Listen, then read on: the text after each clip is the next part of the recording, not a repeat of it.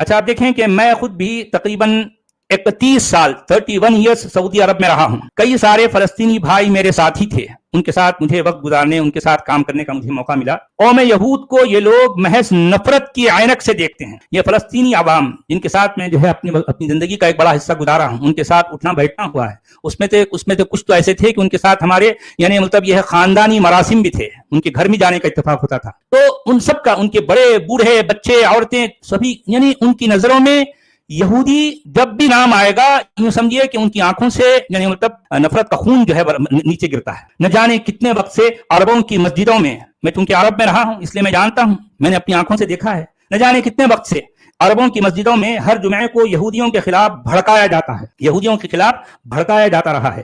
یہود قوم پر لعنت ملامت کرنا تو ویسے بھی سنت مطہرہ سے ثابت ہے نا. یہ ایسے جیسے اگر ہم یہودیوں سے نفرت نہ کریں تو گویا مسلمان ہی نہیں.